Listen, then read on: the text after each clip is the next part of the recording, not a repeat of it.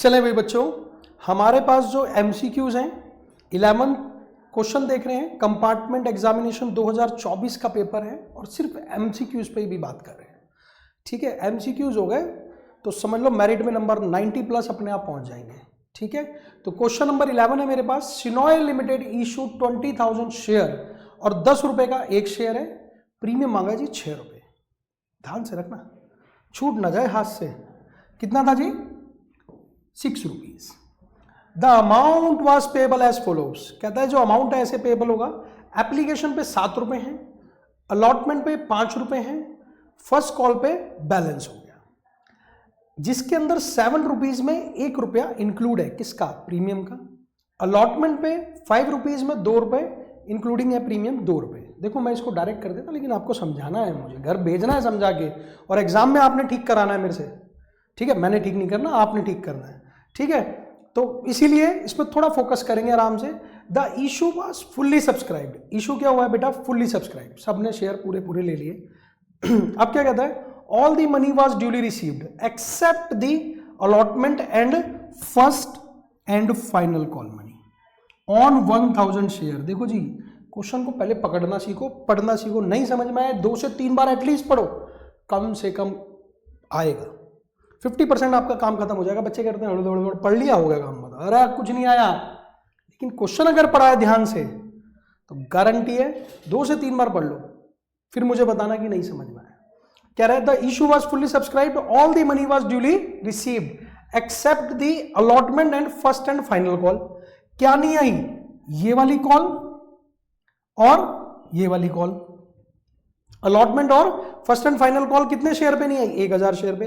These share were forfeited, और ये share क्या कर लिए गए? जब्त कर लिए। कभी पैसा नहीं दोगे तो शेयर जब्त हो जाएगा। ठीक है, फिर क्या बताता है? On forfeited of these shares the security premium account will be debited bye. बस हो गया। क्या कहा उसने? The share were forfeited, share were forfeited on forfeiture of this share the security premium. पूछ रहा है कि कितने से डेबिट होगा, बस मुझे बता दो, बाकी मेरी हेडेक है। ठीक है, देखिए क्वेश्चन को बनाना सीखे पहले। देखो आपको ये पता है कि यहां पर 7 रुपए, तो यानी कि ये वाली जो कॉल है ये 6 रुपए की है, ऐसे समझ लो। और यहां 2 रुपए हैं, तो ये कितने हैं? 3 रुपए हैं।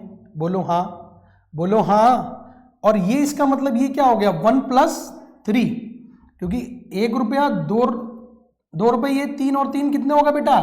6 रुपए प्रीमियम हो गया। और ये देख लो पूरे मैंने कितने कर दिए? 6, 3 और 1, 10 रुपए ये पूरे कर दिए। तो यानी क्या हो गया बेटा? ये 10 + 6। अब पूछ क्या रहा है कि सिक्योरिटी प्रीमियम कितने से डेबिट हुआ होगा। आपको ये पता है कि जो भी प्रीमियम मेरे पास रिसीव हो गया है वो कभी भी फॉरफिट नहीं होता है, ध्यान रखना।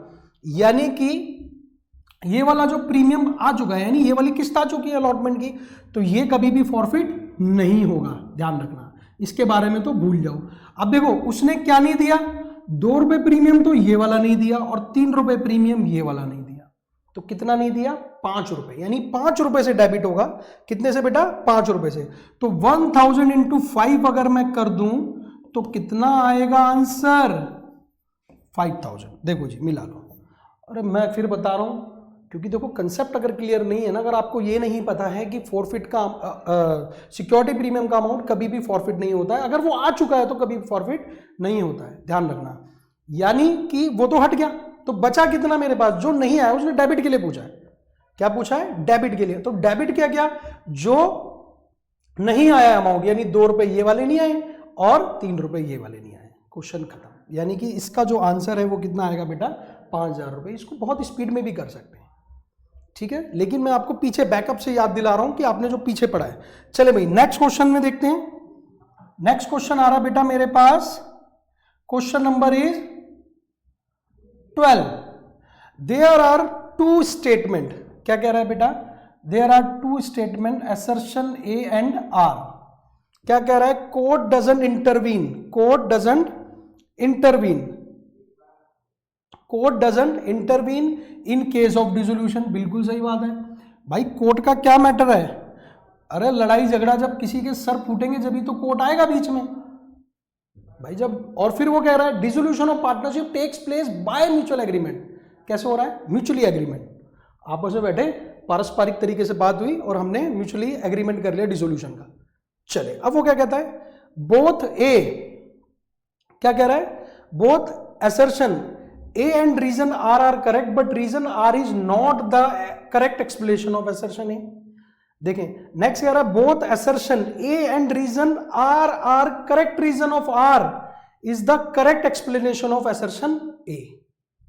क्या बोला उसने, both assertion A and reason are correct and reason is the correct explanation. वो क्या है, उसकी करेक्ट एक्सप्लेनेशन है। देखो मैंने आपको फिर बता रहा हूं कि जब हमने म्यूचुअली बैठ गए और हमने पार्टनरशिप डिसॉल्व कर ली, कोर्ट क्या करेगा?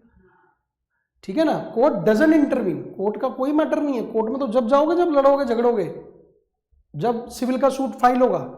ठीक है, तो इसका आंसर जो है बेटा मेरे पास क्या है, B is the right answer. चले भाई नेक्स्ट आगे बढ़ रहे हैं हम लोग। अगला क्वेश्चन नंबर 13 देखते हैं। चलो भाई नेक्स्ट क्वेश्चन नंबर 13 का ए पार्ट, वाह भाई वाह। Money not receive from share holder on allotment और calls, money not receive from share holder on allotment और कॉल्स। तो बेटा वो पूछता है कि किसको क्या करना है, क्या कह रहा है कि किसको डेबिट करना है। तो देखो ध्यान से समझना, आपको यह पता है कि अगर money not receive from share holder on allotment और कॉल्स, तो आपको पता है कॉल्स इन एरियर पढ़ा था कहीं। एरियर का मतलब क्या होता है, एरियर का मतलब क्या होता है जी, हाँ जी 10 रुपए वाला बिस्किट कितने का है जी, नहीं, यहां क्या आया बेटा, calls in arrear. Calls in arrear हमने देखो सब में देखो इसमें कॉल्स इन एडवांस दे रखा है, एडवांस तो बनेगा ही नहीं, जब पैसा ही नहीं दिया तो क्या है, वो क्या है, एरियर है। मनी नॉट रिसीव, रिसीव हो जाता तो एडवांस होता, यानी एडवांस का मतलब क्या है, पहले पैसा दे दिया आपने। ठीक है, यानी कि आपने सपोज करिए आपने फर्स्ट अलॉटमेंट पे ही सारे पैसे दे दिए, फर्स्ट कॉल भी दे दी, सेकंड एंड फाइनल कॉल भी दे दी, तो वो एडवांस में चला गया। लेकिन वो कह रहा है money not receive from share holder on allotment और कॉल्स, तो आपको पता होना चाहिए डेबिट होगा कहां पर, to calls in arrear account. कहां पर होगा, कॉल्स इन एरियर अकाउंट में क्या होता है बेटा, डेबिट होता है। ठीक है, बहुत इंपॉर्टेंट है। देखो अगर पढ़ा है ना कॉल्स इन एरियर तो पता होगा कि calls in arrear account debit होगा। चले भाई नेक्स्ट क्वेश्चन है इसका बी पार्ट। बी पार्ट देखते हैं क्या कह रहा है भाई, इसकी भी सुन लो। Those debenture were where a charge is created, क्या बता रहा है भाई साहब, चार्ज क्रिएट हुआ है, क्या हुआ है, ऑन एसेट। देखो वो कह रहा है कि इन केस ऑफ अगर कंपनी ने पैसा नहीं दिया तो उस कंडीशन में एसेट को बेच करके जो डिबेंचर आपने खरीद रखे थे और कंपनी ने बाद में आपको पैसा नहीं दिया तो क्या है वो, तो क्या कर सकते हैं आप, उनकी एसेट के चार्ज है, एसेट के ऊपर चार्ज है, तो आप उनकी एसेट बिकवा सकते हैं और भाई अपने पैसे ले लो हाथ में। तो उन डिबेंचर्स को क्या कहते हैं भाई, देखो जो इस तरीके की होती है वो क्या होते हैं, सिक्योर्ड होते हैं। क्या होता है बेटा, सिक्योर्ड है, क्योंकि वो सिक्योर्ड है। अगर आपके पैसे उन्होंने नहीं दिए कंपनी ने तो क्योंकि वो एसेट के ऊपर चार्ज है, credit on asset of the company, asset के ऊपर है, तो इसलिए इसका आंसर क्या रहेगा बेटा, सिक्योर्ड डिबेंचर। उनको क्या कहते हैं, known as secured debenture. Clear, क्योंकि भाई आप पैसा नहीं दोगे, कंपनी अगर डिबेंचर के भाई इंटरेस्ट के लिए लगाया था ना पैसा और नहीं दिया तो क्या करेंगे, तो आपकी एसेट बेचेंगे। तो इस तरीके के डिबेंचर को क्या कहते हैं, सिक्योर्ड डिबेंचर, क्योंकि सिक्योर्ड है एसेट के ऊपर।